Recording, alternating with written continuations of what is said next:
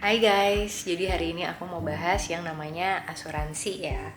Kenapa sih wajib banget punya asuransi? Karena ada dua alasan nih.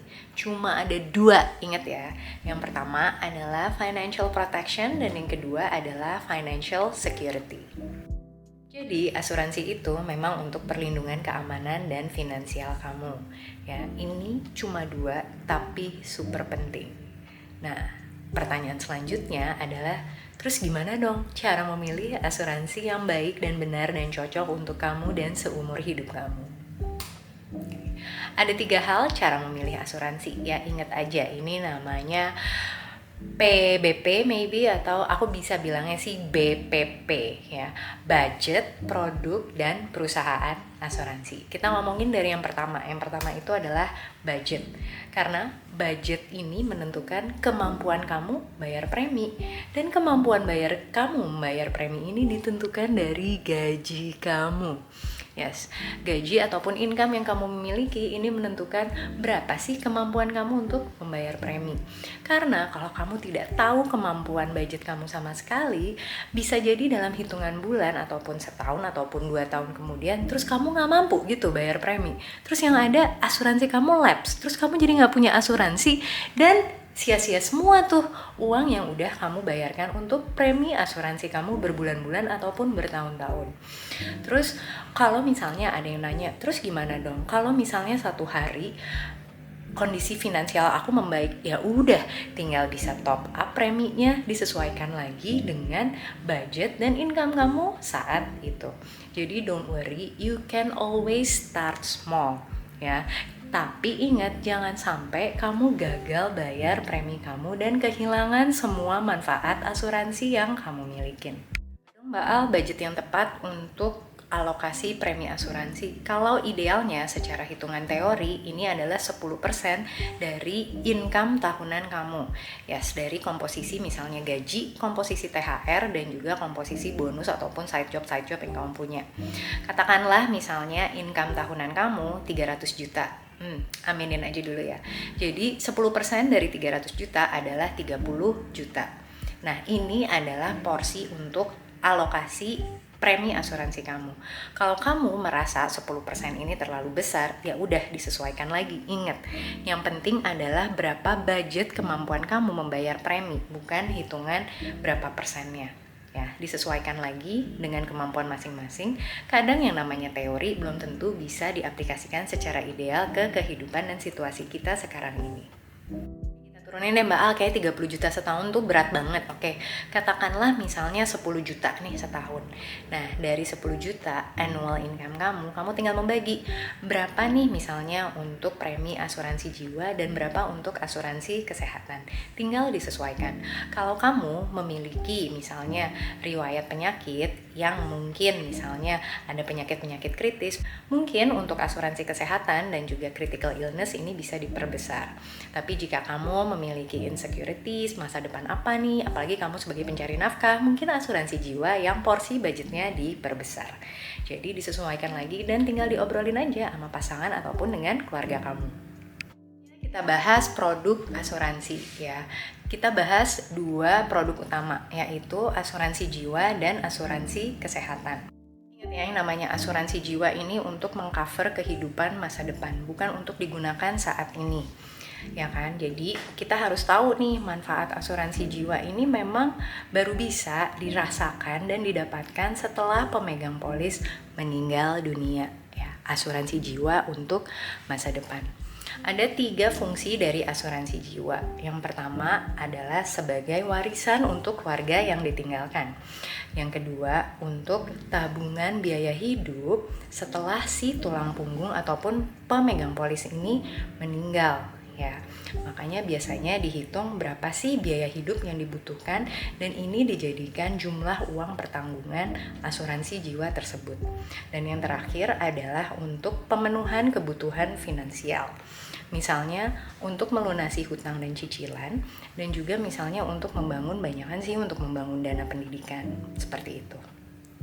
Lanjut kita bahas yang namanya asuransi kesehatan. Yes, fungsinya adalah sebagai financial protection.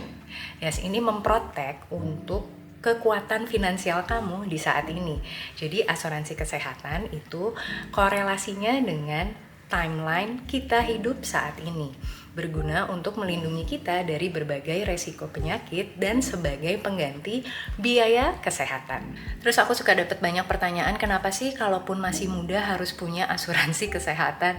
Hey guys, ya coba ya cek deh, seberapa sering sih teman-teman kamu ataupun kamu ini terkena penyakit sesimpel penyakit flu ataupun tipes ataupun demam berdarah, karena ini sering terjadi di negara tropis kita, Indonesia. Jadi ini dia 3 manfaat asuransi kesehatan. Yang pertama adalah sebagai VIP Golden Ticket. Nah, bedanya asuransi dengan BPJS, kalau kamu punya asuransi, tindakan perawatannya ini bisa dilakukan lebih cepat karena banyak administratif dan juga birokrasi yang dibutuhkan jika kamu ingin mendapatkan perawatan hanya dengan memiliki BPJS. That's why I call it asuransi itu adalah Golden Ticket. Terus yang kedua, manfaat asuransi kesehatan itu bisa mengcover biaya kesehatan kamu. Kalau memang uang manfaat kamu itu cukup besar, bahkan bisa loh semua biaya kesehatan berobat kamu itu tercover. Tapi ada juga yang sebagian dari kita yang mungkin ya hanya setengahnya lah yang dibayar dari rumah sakit.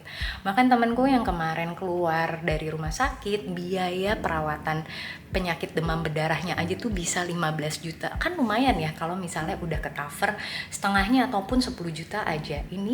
Inilah yang aku bilang kenapa punya asuransi kesehatan itu bisa sangat memprotek finansial kita, terutama di saat ini. Jadi tidak mengganggu tabungan dan tidak mengganggu dana darurat. Dan yang terakhir manfaatnya adalah peace of mind. Kerasa gak sih bedanya kalau kamu tuh tahu kamu selalu dilindungin, kamu tuh disayang, lagi sakit aja tinggal berobat tanpa ngebingungin berapa sih biaya perawatannya. That's why I call it peace of mind. Yang terakhir dalam memilih asuransi, yaitu perusahaan asuransi. Aku selalu bilang kalau kamu memilih perusahaan asuransi ini kayak mencari partner hidup. Karena yang namanya asuransi itu adalah kontrak. Ya, ada hukumnya, ada hak dan kewajibannya antara kamu, aku dan dia. Antara kamu pemegang polis dan juga dengan perusahaan asuransi. Jadi ketahuin apa hak yang bisa kamu dapatkan dan kewajiban kamu sebagai pemegang polis adalah membayar premi. Karena polis asuransi adalah kontrak dan jangka waktunya ini lama ya. Kalau kita baca-baca misalnya di berbagai produk asuransi bisa memberikan coverage misalnya sampai 65 tahun, 75 tahun, 99 tahun. Kira-kira kamu pengen partner yang seperti apa sih si perusahaan asuransi ini? Nah, karena cara memilihnya sama seperti memilih partner seumur hidup, mari kita cek bibit, bebet, dan bobotnya. Yang pertama adalah bibit. Seperti apa bibit dari perusahaan ini? Bagaimana sih perusahaan bisa berkembang, bisa bisnisnya terus ada, dan bisa mengharumkan nama baiknya. Jadi kita melihat bibit perusahaan asuransinya ya. Lalu lanjut ke bebet ya. Bebet ini terkait dengan kecakapan modal. Berapa sih modal yang dimiliki oleh perusahaan asuransi ini untuk tetap bisa beroperasional dan juga untuk membayarkan klaim dari para nasabahnya. Makanya kita harus cek yang namanya risk based capital. Kalau bingung itu apa, Google aja dulu. Yang jelas itu adalah kemampuan perusahaan untuk membayarkan di nasabah. Semakin banyak nasabahnya, semakin banyak premi yang diterimanya, seharusnya kecakapan modalnya ini secara jumlah, secara rupiahnya juga bertambah. Dan ini udah diatur juga oleh OJK, berapa sih modal minimum, berapa sih modal RBC yang wajib dimiliki oleh perusahaan asuransi.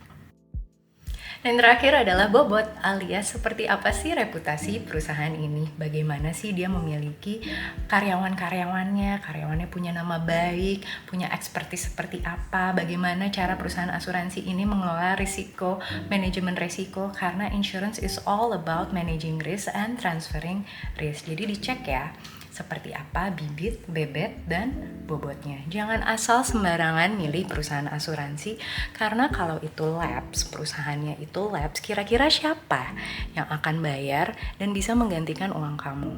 Ingat, your choice is your responsibility. Do your own research. Dan sekian video tentang asuransi ini, semoga bisa mencerahkan, membantu kamu untuk mereview portofolio asuransi kamu ataupun produk asuransi kamu dan juga budget-budget asuransi kamu. Kalau ada kebingungan, pertanyaan, mungkin bisa tulis di kolom komen. Dan ingatlah pesan asuransi berikut ini. Kapan waktu yang terbaik untuk membeli asuransi? Ketika kamu lagi punya uang dan ketika kamu lagi sehat. Jangan menunda membeli asuransi ketika kamu sedang dalam keadaan gawat dan darurat. Bye!